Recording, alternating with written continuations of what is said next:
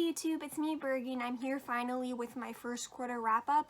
Now before I get into the actual books I read for January, February, and March, I just wanted to say why I kind of did a quarter wrap up rather than the monthly wrap ups that I've been doing previously, kind of. Firstly, I haven't been liking traditional wrap ups. I just can't stand making them every month, especially because it makes me a little bit OCD and wanting to make sure I get out every month, and that just is not fun to do. I hate editing them sometimes, and it's just, I'd rather not do that. I also wanted to do it using the tier maker because that would help me in remembering how I felt towards books, especially ones that I read in the beginning of the month or beginning of the year, but also so that way I can determine whether the ratings I do give the books I read are actually true, because I feel like a lot of the times when I finish a book immediately after when I read it, it's not the same rating as I would have when comparing to other books I had ended up reading. So this will allow me, I think, a little bit easier way to change my feelings and also compare better what I've read, if that makes any sense. So before I get actually into the tier list, I wanted to just say that I read 11 books in January, which in January, something that was interesting I found is that I solely read books written by female authors, which is amazing. Usually it's the opposite way around. Well, if there is going to be one that's a majority, it would be books written by male authors, because a lot more of the popular, especially fantasy books, are written by male authors, but I was really surprised that I was able to read solely from female authors.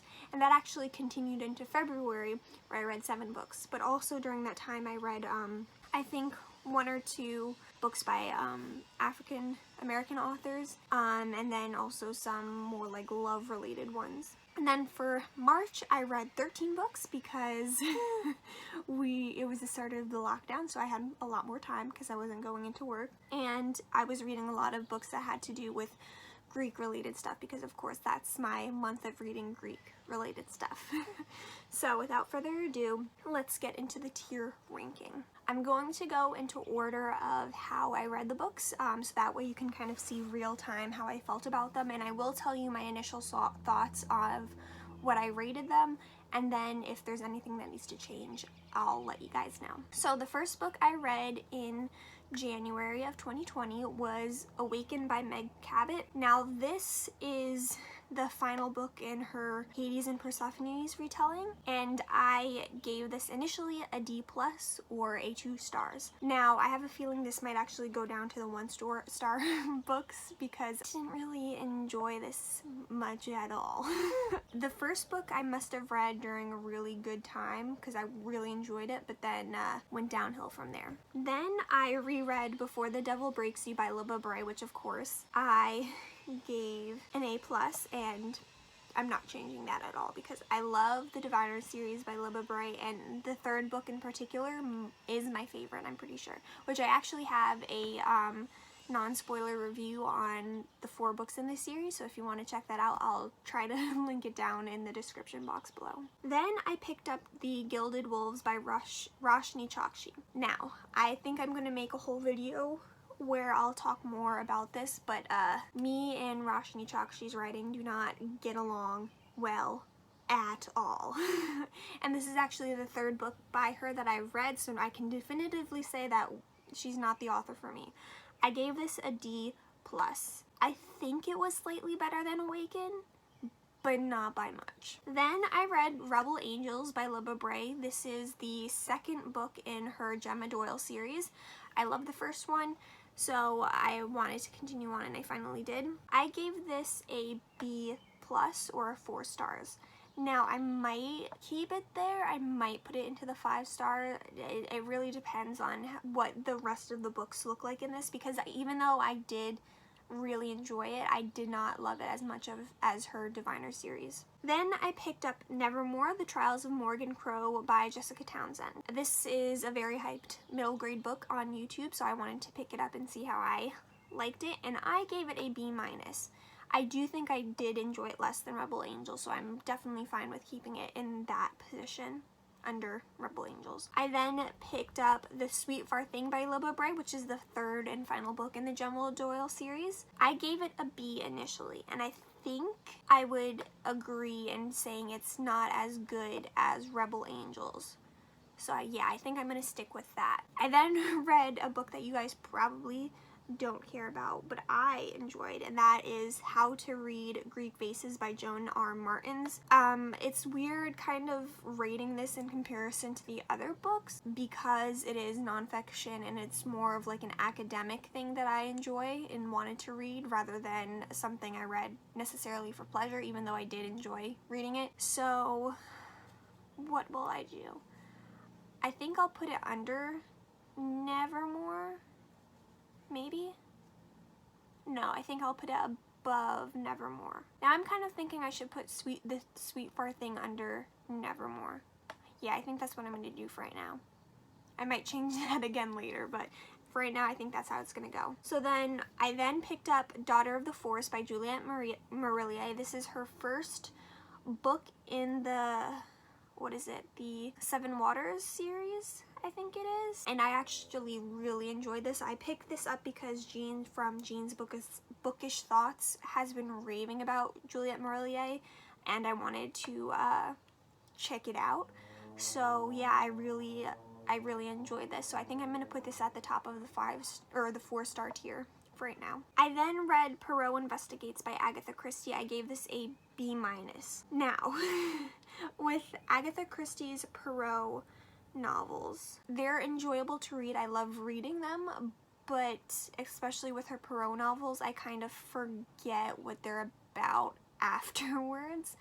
But that's just partially because my memory is just so bad. But this one, I'm pretty sure, was just like a collection of short stories of different cases that didn't have their own full book. So this I'm going to put at the end of the 4-star tier under The Sweet Far Thing. Yeah, I think I'm okay with that. Then I read The City of Brass by S.A. Chakraborty, and I gave it a B+. Now this is one that I think I might bump up to a 5-star because I really enjoyed reading it. This is a book that I had bought on a whim right when like the hype of it before its release was, because I thought I was going to love it, and it stayed on my shelves unread for like 3 years or so, and then I finally picked it up, and oh my god, I was right to pick it up, or to buy it in the first place. So I think I am going to move this to a 5-star. It's going to be under Before the Devil Breaks You, because I usually reserve rereads for 5 stars because I know I love them, hence why I'm rereading them. So I think I'm actually going to put in the 5-star ranking right now. Yeah, I think I'm going to do that. Then we have Agatha Christie's The Mystery of the Blue Train. Again, don't really remember much about this. I did give it a B+, so obviously I enjoyed it more than the Perrault Investigates, and I think I'm going to keep it there because I remember that I really wanted more from the Perrault Investigates. So yeah, I think I'm going to put this under The Sweet Far Thing. Then we have The Diviners by Libba Bray, which is another reread. I'm going to put this under Before the Devil Breaks You because again, I enjoyed the third book more than the first book, although the first book is second place for me, which I think I mentioned in my whole non-spoiler review. And then I read The King of Crows, which is the new and final book in the Diviner series, which came out this year, and I gave it an A+ again. I'm going to keep it in the 5-star tier, and I think originally if I had done this based off of initial thoughts after immediately finishing this book, I would have put it above City of Brass, but I think I'm gonna put it under City of Brass. Yeah, I think that's what I'm going to do, because there were parts of The King of Crows that I really felt not disappointed, but I felt that there could have been more, and the whole fact that Libba Bray wanted this series to be 6 books but was cut down to 4 kind of goes along with how that was kind of shortened to fit for a 4-book series, so it was a little lackluster, or not as good as I was hoping it would be. It was still amazing, don't get me wrong, but after having cooled down from the initial excitement of having read the fourth and final book.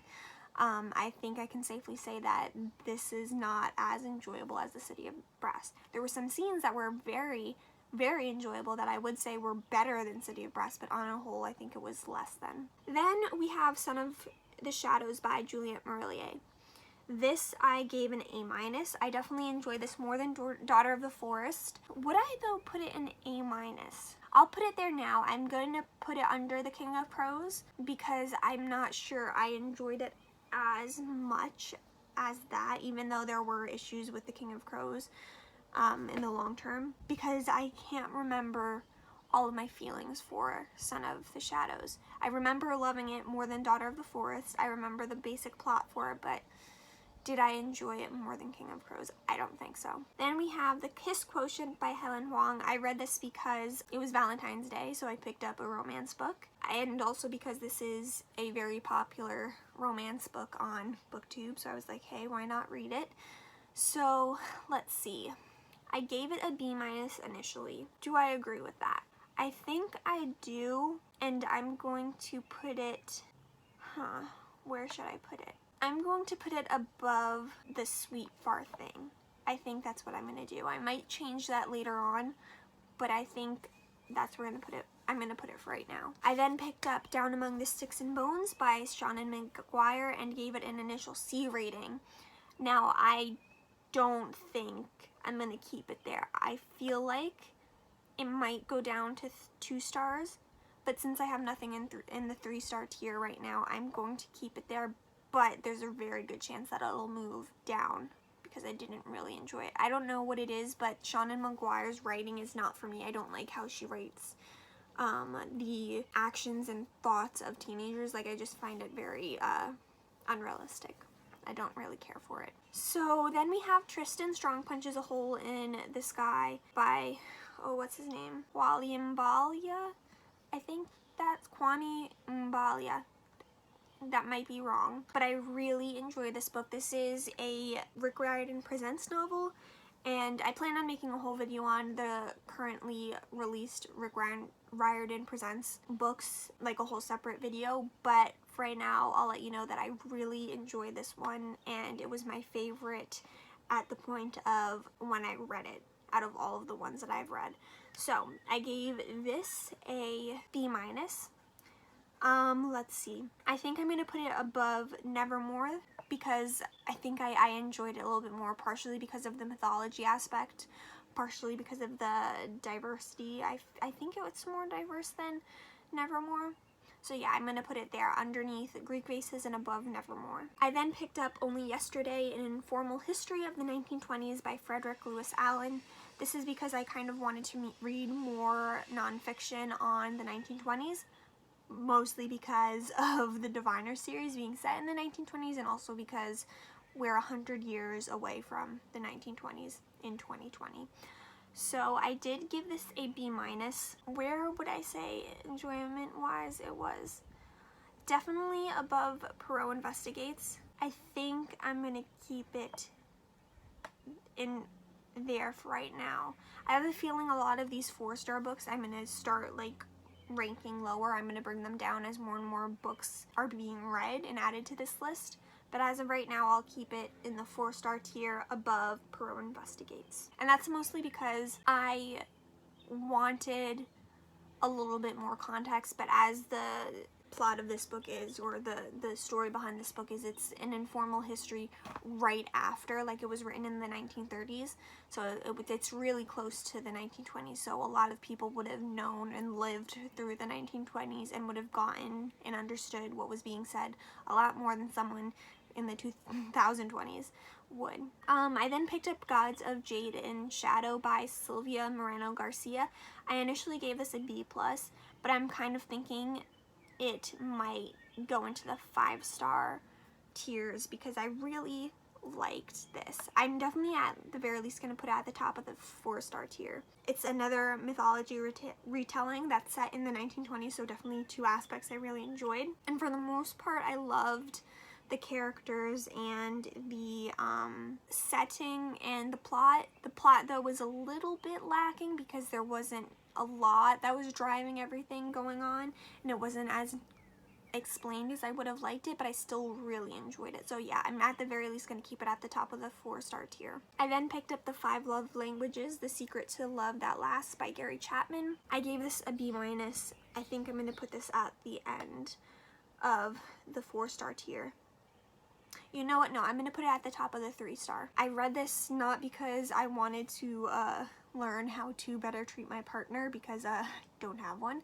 It's more so that I can understand how I enjoy being loved, or how I like being shown affection and that kind of stuff, so I can learn more about myself rather than about other people.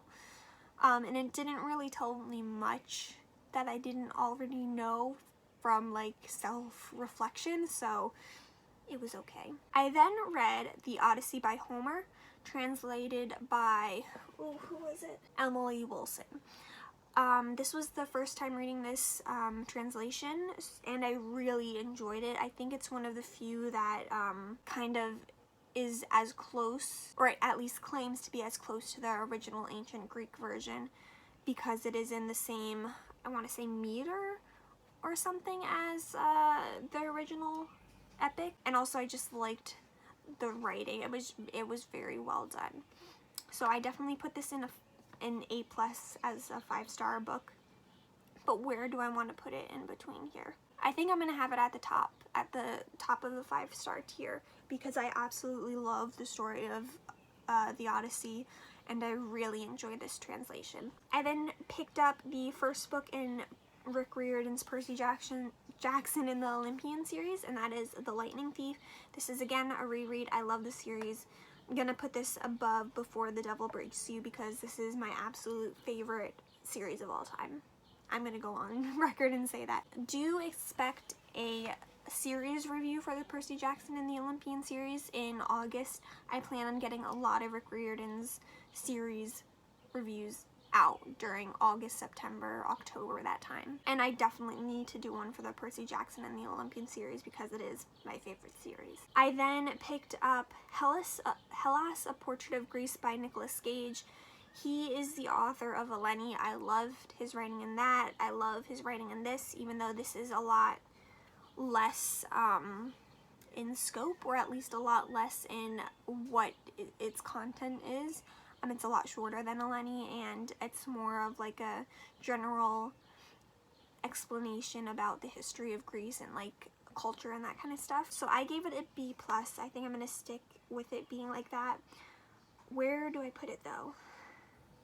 I think I'm going to put it above Nevermore. Yeah, I think that's where I'll put it for right now. No, maybe above Greek Vases. I'll keep it there for now, but that might change. I then read The Silence of the Girls by Pat Barker, which is kind of a retelling / reimagining of Homer's Odyssey, which, well, no, not his Odyssey, more so his Iliad, sorry about that. But it focuses on the women who were taken by the Greeks as basically, what's the word? Consorts. So let's see, I gave it a B rating. Where do I want to put it? I think I'm going to put it above Tristan Strong. That's where I'm going to put it. Yeah, I feel confident with that, or comfortable with that. I then picked up Percy Jackson and the Olympian Sea of Monsters, also by Rick Riordan. I gave it also, obviously, an A+. I don't know. Do I want to put it above The Lightning Thief or below it? This one is more of like a reimagining of Homer's Odyssey, so that is an aspect I really love about it. But The Lightning Thief is the beginning that started it all, and I really love that book.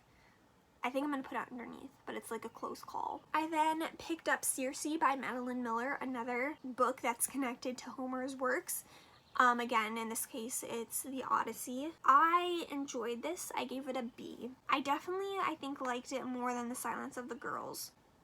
I think I'm just gonna, I think I'm gonna put it right above The Silence of the Girls. I then, I guess I should have mentioned this earlier, but something that I ended up doing in the month of March, not only to read more books that had to do with Greek-related topics, or characters and that kind of stuff, setting, whatever, but I was having a hard time reading towards the end. I was very anxious because of this whole pandemic situation, so I was not picking up a lot of like bigger books. So I ended up picking a lot of Harlequin romances that had something to do with Greek characters. Now, I have to say I'm trash for them. I will read them, and you'll see later on throughout the year that I have read more. Definitely a lot in April, and it's continued on, not as much, but still continued. But yeah, they are something that kept me reading and that I could get through quickly, but has no substance to it at all, and are usually poorly written. So don't judge me for them. The first one I read was The Millionaire's Virgin by Anne Mather. I gave it a C, but it's a C more for enjoyment rather than the actual like writing style or that kind of stuff. And honestly, I don't remember each book individually much. Like, I can't really remember the distinctions between them, because a lot of them can be summed up as a virgin woman who is usually in her late 20s but acts like she's in her 30s is being picked up by a 30 to 40-year-old Greek man who is domineering and very overprotective and that kind of stuff, and kind of sexist. But yeah, so a lot of the plots go like that, so I can't really remember the distinctions about them. I then picked up The Demetrius Virgin by Penny Jordan. Again, a C. I don't remember which one I liked more. I probably should have checked. So right now I'm just gonna put it underneath The Millionaire's Virgin, but that might change once I look back at my notes to see what they were about. Sorry if you can hear people mowing their lawn. I can't do anything about it. Okay, so then I stopped briefly with my Harlequin romances and picked up The Penelopiad by Margaret Atwood. Again, this is kind of a situation similar to Roshni Chokshi. I don't really enjoy Margaret Atwood's writing that much. I thought I would have enjoyed this a lot because it does have to do with Homer, but that was not the case. I ended up giving it a C-, and honestly, I think I'd put it underneath The Two Harlequins, but above Down Among the Sticks and Bones. Because at least with the Penelopiad, it was interesting to see Penelope viewed in a different light than in Homer's Odyssey, while with Down Among the Sticks and Bones, it really had nothing there for me. And the two final books I have on this list are both Harlequins again. I don't really remember them at all. So for right now, I'm gonna put The Tycoon's Mistress by Sarah Craven underneath The Demetrius Virgin because I gave it a C. And I did the same for The Greek Tycoon's Revenge by Jacqueline Baird. So I'm gonna just keep it like that, because I'm pretty sure the first one that I read of these I really enjoyed, and it kind of went downhill from there. I'll double check. So yeah, I'm gonna do that right now. So I went through my notes again and I realized I did do the Harlequins in the wrong order. I'm going to put The Tycoon's Revenge at the top of these books, followed by The Tycoon's Mistress. I'm gonna leave then in third The Millionaire's Virgin, and then The Demetrius Virgin last, because that last one was kind of rapey, which I did not like. But as for the other books, I don't think I'm gonna change anything right yet. I think what I'm gonna do is change them after I read and rate the second quarter of 2020 books read. And then, yeah, I think that's what I'm going to do. I'm going to wait until I read the second list of books. So, yeah, as of right now, the top book I read in the first quarter of 2020 is The Odyssey by Homer and translated by, oh, what's her name? I keep on forgetting. Emily Wilson. And then the least rated book of 2020 so far is Awakened by Meg Cabot. And I think I'm satisfied with how everything else is ranked. So yeah, I hope you guys enjoyed this video. Let me know if there are any books that you would want me to give more in-depth reviews. There are definitely a few that I plan on doing, like all of the Rick Riordan Presents books, which I only read one in this quarter, but I did read a second one in the second quarter. I already have a review out for the Diviner series by Libba Bray. I kind of still want to do a full series review for the Gemma Doyle series by Libba Bray. But yeah, if there's anything else you want me to give my more in-depth thoughts on, definitely let me know. I can do it. I have the time to do that. So yeah, with that, I will see you guys in my next video, which hopefully won't be too long after this one. But either way, I'll see you guys next time. Bye.